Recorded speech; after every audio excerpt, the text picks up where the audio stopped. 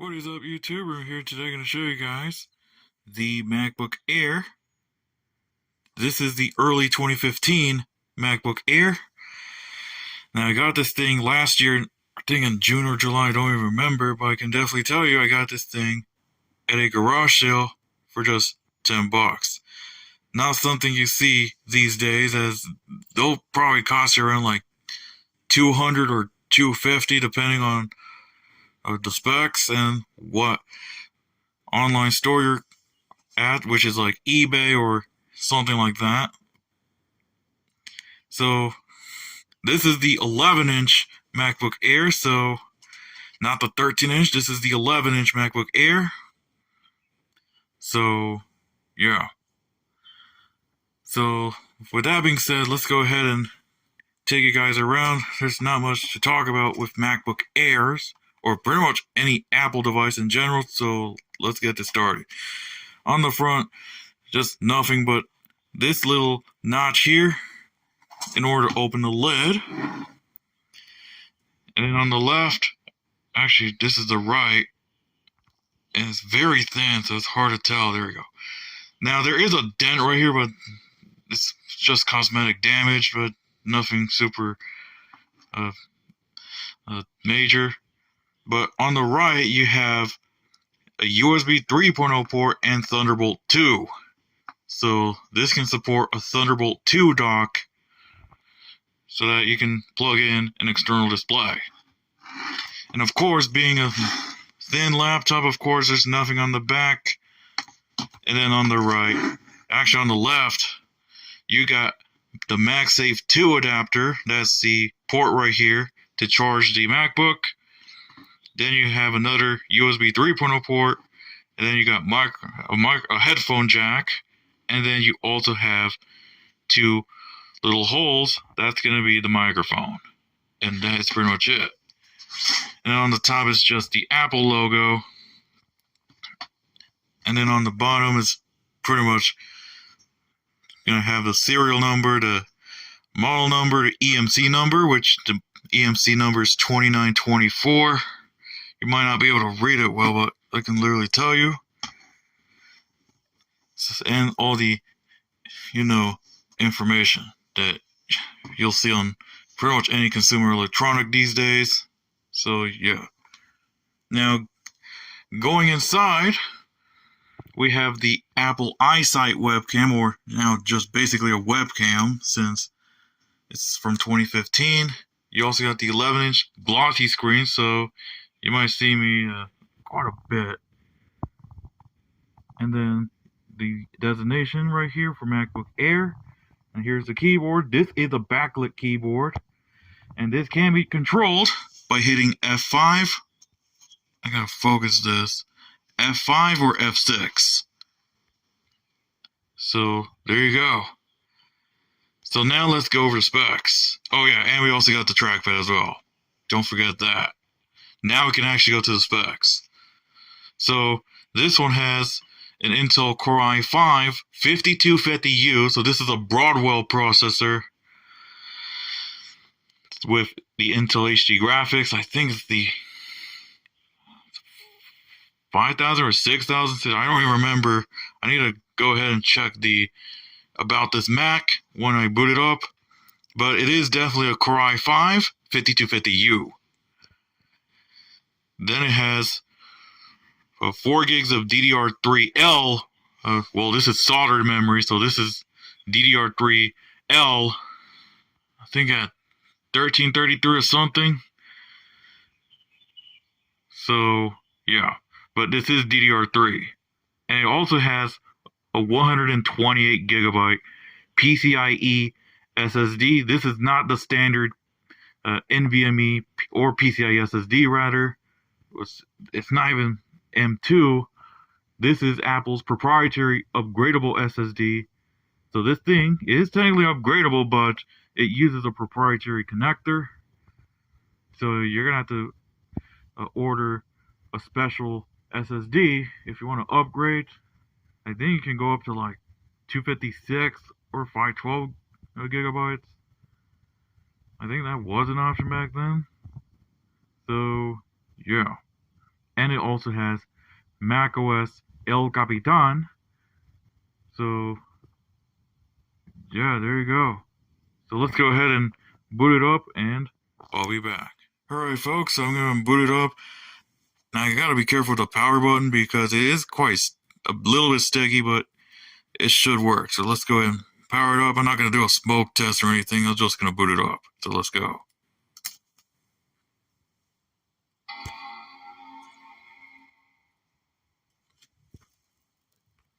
And there goes the chime.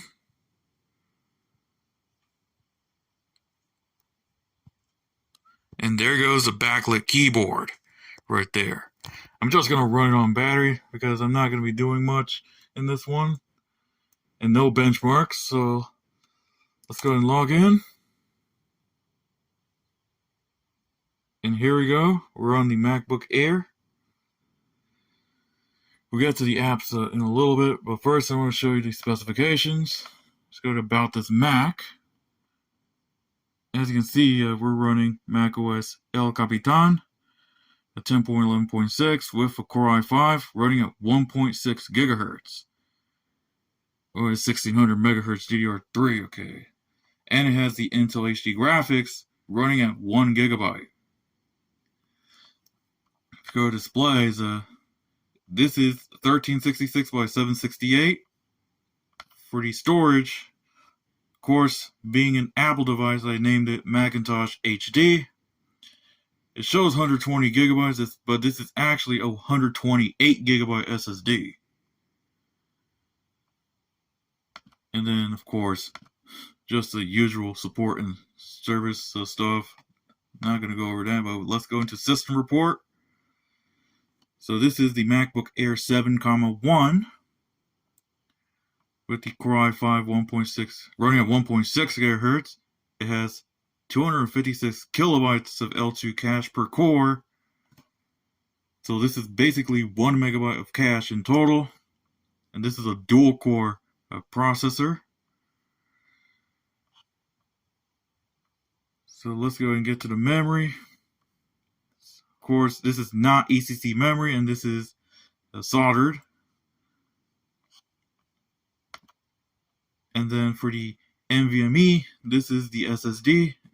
It is an Apple SSD, but it's made by Samsung.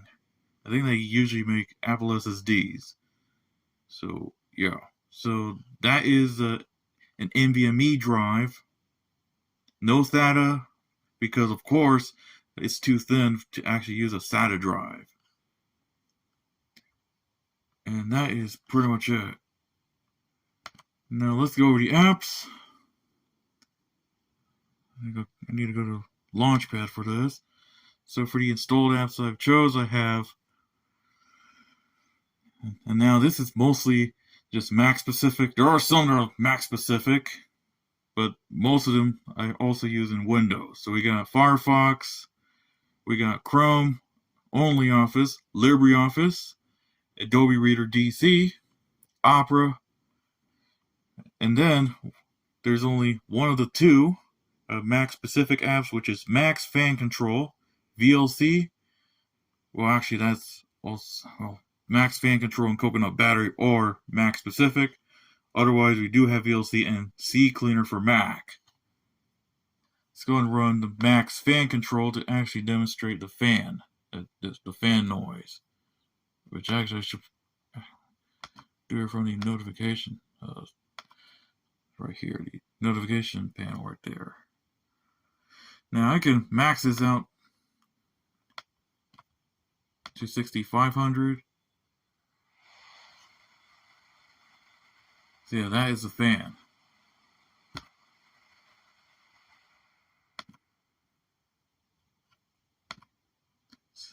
Of course, I'm not going to run it too much, but it can max out 6500 RPM. So yeah, I would not recommend doing it at the custom setting. I will just set it to auto in Mac's Fan Control. So yeah, let's also go to Coconut Battery to check the battery health. It is at 81% of design capacity. manufactured in October 2015 with just 621 cycles. And the battery's good.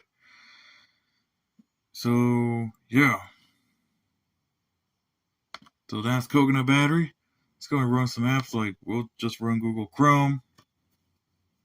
I'm running Chrome 103, which is the final version of Chrome that supports El Capitan, though this Mac does support up to macOS Monterey, which Google Chrome now requires Monterey in order to work. Let's go and run Firefox. This is 78.15.0. And here's Opera. And that's pretty much it. I'm not going to be running a Safari for that.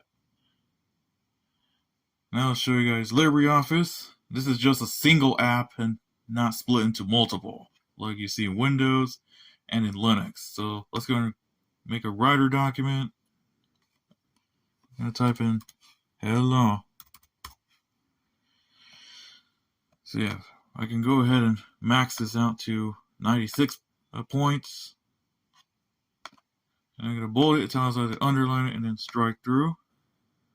So yeah, so that's LibreOffice. Good, now save that. So there you go. And then I can also show you Adobe Reader DC. This is the final version that supports macOS El Capitan. So yeah, that's Adobe Reader. And I think that's all I can really show you for this Mac. So with that being said, I think that's all I'm going to show you guys. So with that being said, let's go and get to the conclusion. So in conclusion, so is it worth it? Well, probably not in 2025 standards. But if you want to go up to like Monterey, that's probably the best choice. But you probably should move on to an Apple Silicon Mac, like the Apple M1 or up to the, well, now the Apple M5. Yeah, Apple just announced the M5, I think last week at the time of recording this video. So, yeah, so you're better off moving on to the ARM-based Apple Silicon Macs. Like, you have the Apple M1 all the way to the M4 currently, and then now the M5, which at this point is probably out by now. So with that, you probably should stick to ARM Macs, the Apple Silicon chips. And despite having a backlit keyboard, that is a must-have, because if it's like very dark, then yeah, the backlit keyboard really helps. So with that being said, that's going to be it for the MacBook Air. And now the dogs are barking. So with that being said, that's going to be it for the overview of the 11-inch MacBook Air from early 2015. So with that being said, thank you guys for watching. Please be sure to hit the subscribe and also follow me on X at RubenAlpericio17. And you can also follow me on Instagram at RubenTransitFan. So, with that being said, I gotta go and end it now. So, I'll see you next time.